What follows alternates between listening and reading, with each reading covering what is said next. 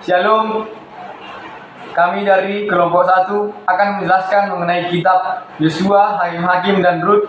Sebelum itu, kami akan perkenalan dimulai dari sebelah kiri saya. Perkenalkan, nama saya Agnesia Nababan. Perkenalkan, nama saya Widya Lumenggau. Perkenalkan, nama saya Irwin Putra Sipahutar. Perkenalkan, nama saya Mas Sutio. Kitab yang pertama adalah Kitab Yosua. Kitab Yosua ditulis pada tahun 1400 sampai 1370 sebelum Masehi. Sejarah Kitab Yosua termasuk dalam sastra dalam Alkitab karena berfokus pada pencatatan peristiwa-peristiwa penting dalam sejarah bangsa Israel. Peristiwa tersebut dicatat dan dibagi menjadi beberapa bagian utama yang mencakup berbagai aspek perjalanan bangsa Israel di bawah kepemimpinan Yosua. Pembagian susunan kitab Yosua. Yang pertama, panggilan dan penyeberangan Yordan. Yosua dilantik sebagai pemimpin Tuhan, menugaskan Yosua untuk menggantikan Musa dan memimpin bangsa Israel masuk ke tanah perjanjian. Yang kedua, penaklukan tanah Kanaan. Kejatuhan tembok kiri setelah bangsa Israel mengikuti perintah Tuhan. Yang ketiga, pembagian tanah Kanaan. Tanah Kanaan dibagi di antara suku-suku Israel sesuai dengan perintah Tuhan. Peringatan dan wasiat Yosua. Yosua mengingatkan suku Ruben dan Manisi yang tetap menetap di seberang Yordan untuk tetap setia kepada Tuhan. Tema utama kitab Yosua adalah kemenangan bangsa Israel atas musuh-musuhnya dan pemilihan serta pembagian tanah perjanjian. Baik, di sini saya akan menjelaskan latar belakang kitab Yosua dan pesan moralnya. Adapun latar belakang dari kitab Yosua yaitu berhubungan langsung dengan kisah perjalanan bangsa Israel sejak keluar dari Mesir hingga memasuki tanah perjanjian, yaitu tanah Kanaan. Kitab ini mengisahkan penerus Musa, Yosua yang diangkat oleh Tuhan untuk memimpin bangsa Israel setelah kematian Musa.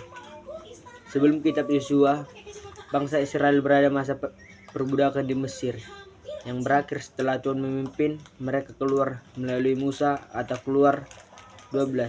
Setelah itu, mereka mengembara di padang gurun selama 40 tahun karena ketidaktaatan dan kurangnya iman.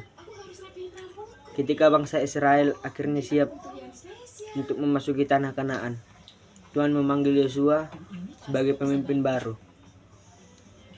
Kitab Yosua mencatat peristiwa-peristiwa yang penting, termasuk penyeberangan sungai Yordan, penaklukan kota-kota besar seperti Yeriko, pembagian tanah kepada suku-suku Israel, serta ajakan Yosua kepada bangsa Israel untuk tetap setia kepada Tuhan. Secara keseluruhan, latar belakang kitab Yosua adalah tentang pemenuhan janji Tuhan kepada bangsa Israel dan penetapan mereka di tanah perjanjian. Dengan Yosua sebagai pemimpin yang melaksanakan kehendak Tuhan.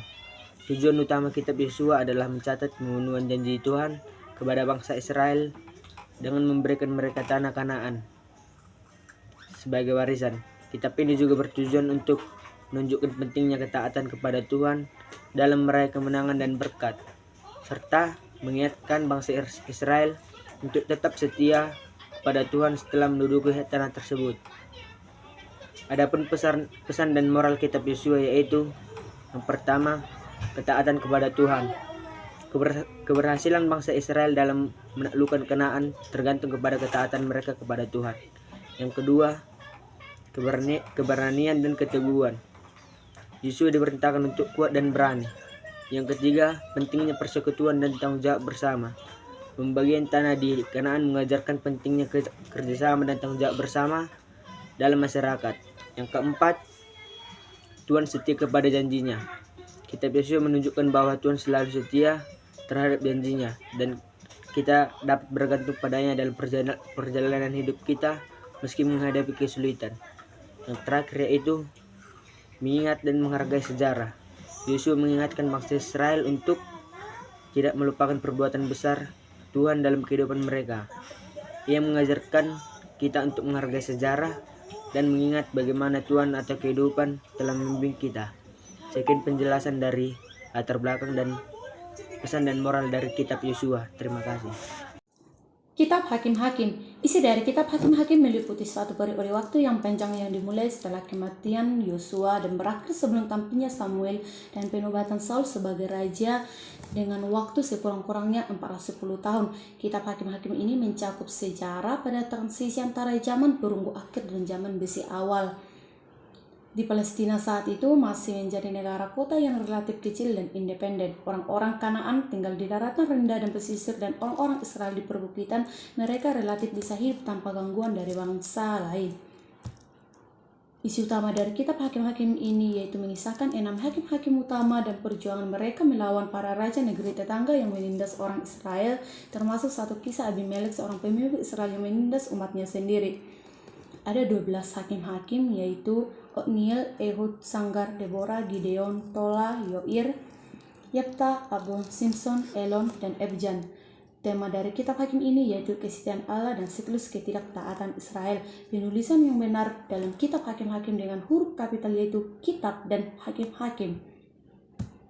Catatan kita ini dimulai ketika bangsa Israel sudah menempati tanah Kanaan, yaitu tanah yang dijanjikan oleh Allah bagi mereka, tetapi mulai menyembah ilah asing, bukannya Yahweh Allah Israel, dengan orang-orang Kanaan yang masih ada di mana-mana di antara mereka. Tujuan kitab Hakim-Hakim ini yaitu menunjukkan siklus dosa, hukuman, pertobatan, dan penyelamatan Israel, serta pentingnya ketaatan kepada Allah. Kitab Hakim-Hakim termasuk dalam jenis sastra sejarah teologis. Pesan dari kitab Hakim-Hakim ini dapat kita simpulkan yaitu selalu setia kepada Allah agar hidup kita diberkati. Jangan mengandalkan kekuatan sendiri, tetapi percayalah pada pertolongan Tuhan. Terima kasih. Baik, di sini saya akan menjelaskan tentang kitab Rut. Kitab Rut diperkirakan ditulis sekitar abad ke-10 hingga ke-5 sebelum Masehi. Latar belakang kisah dalam kitab Rut adalah perkawinan Levirat dan penebusan tanah yang jelas tidak sejajar pada masyarakat modern saat ini. Perkawinan Levirat atau bahasa Latin levir berarti ipar laki-laki.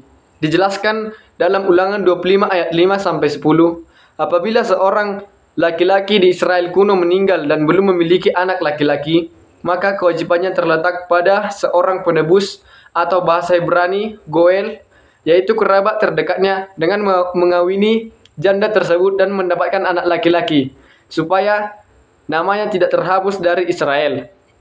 Titik balik dalam kitab Rut adalah akal Naomi yang membujuk Boaz supaya menerima kewajiban tersebut, meskipun Boaz sebenarnya kerabat jauh. Tema kitab Rut, kesetiaan, kasih, dan penyertaan Allah dalam hidup umatnya, serta pentingnya penebusan dan pemulihan melalui hubungan yang penuh kasih. Tujuan kitab Rut menunjukkan kesetiaan, kasih, dan penyertaan Allah dalam hidup umatnya, serta menggambarkan konsep penebusan dan pemulihan melalui hubungan yang penuh kasih. Terima kasih.